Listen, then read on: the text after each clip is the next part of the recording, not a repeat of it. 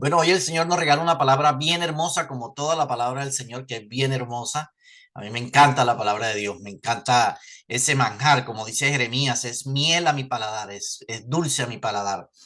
Y hoy el Señor quiere compartir con nosotros el Sermón del Monte. Creo que me han escuchado hablar varias veces del Sermón del Monte y no es que se llame el Sermón del Monte, sino es que dice la palabra en Mateo capítulo 5, es más, al final del capítulo 4 de este libro de Mateo dice que Jesús empieza su ministerio y lo estaba siguiendo mucha gente de Judea, de Jerusalén, de Decápolis, de muchas otras ciudades de Siria, incluso estaba viniendo gente porque estaban escuchando los milagros que Jesús estaba haciendo. Entonces venía mucha gente endemoniada, venía mucha gente enferma, con muchos problemas, dice la palabra, y Jesús los sanaba a todos.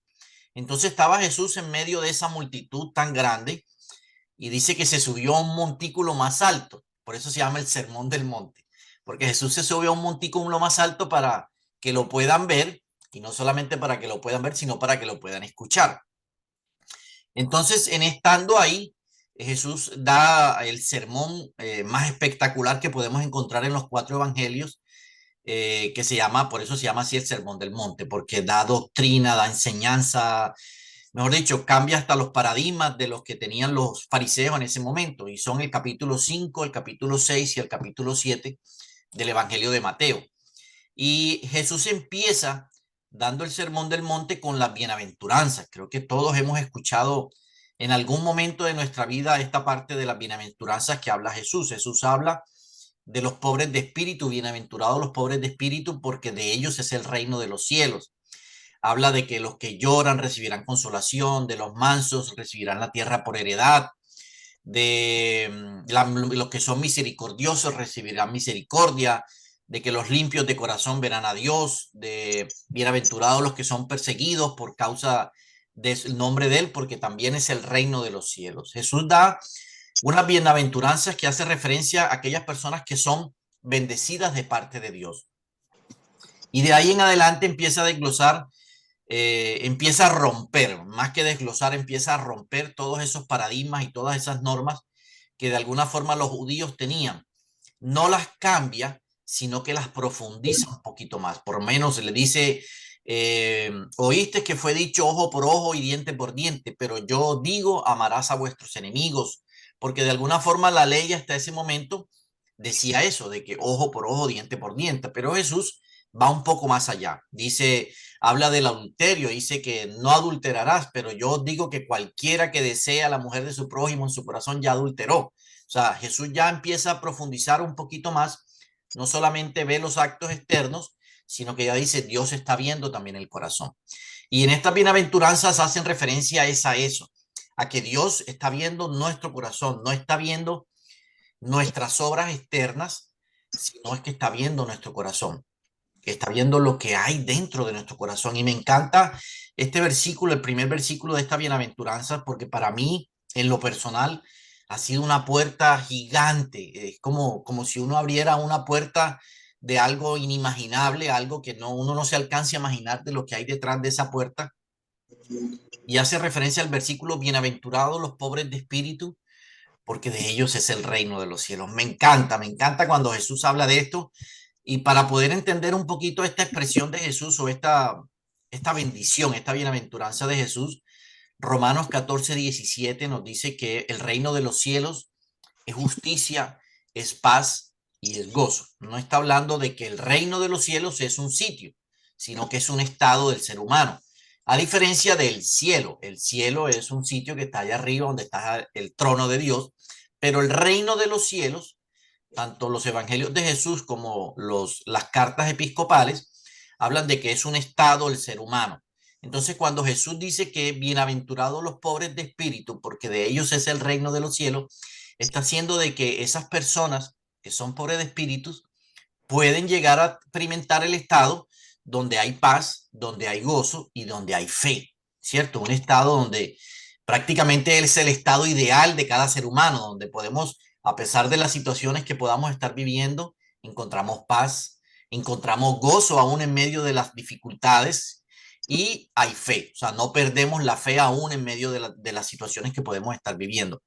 Entonces, Me encanta este versículo porque los pobres de espíritu no hace referencia a la pobreza física, a la pobreza económica, sino que hace referencia a aquellas personas que saben que cada día necesitan de Dios. Son aquellas personas que saben que sin Dios no pueden vivir. Son aquellas personas que se sienten pobres sin la presencia de Dios, que se sienten pobres sin la compañía de Dios, que se sienten pobres cuando no sienten que Dios está a su lado. Entonces me encanta esto porque de alguna forma la pobreza espiritual hace referencia a esa dependencia que cada uno de nosotros debe sentir por Dios. No sentirnos obligados a estar con Dios, ni por temor, ni por obligación, ni porque nos lo enseñaron, ni por religión, ni por costumbre. Realmente estar con Dios debe ser, como lo dice Jesús, es un deseo de nuestro corazón. Debe ser algo que sale de que brota en nuestro corazón. Y cuando nosotros tenemos ese deseo diario de encontrarnos con Él, ese deseo diario de buscarlo, ese deseo diario de necesitarlo, ese deseo diario de ponerlo en primer lugar delante de cualquier cosa que hagamos, ese deseo diario de darle gracias por todo lo que nos sucede. Cuando sentimos todo eso en nuestro diario vivir, en esos pequeños momentos de cada día de nuestra vida, entonces quiere decir que somos pobres de espíritu, quiere decir que lo necesitamos. Es como decía el David en uno de sus salmos, que si no siente su presencia es como si no pudiera respirar.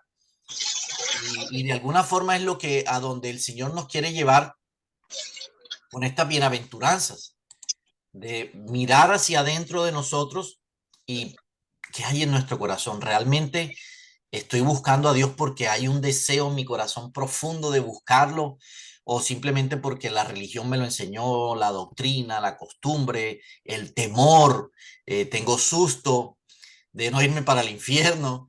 Entonces, porque lo he escuchado, perdonen que lo diga.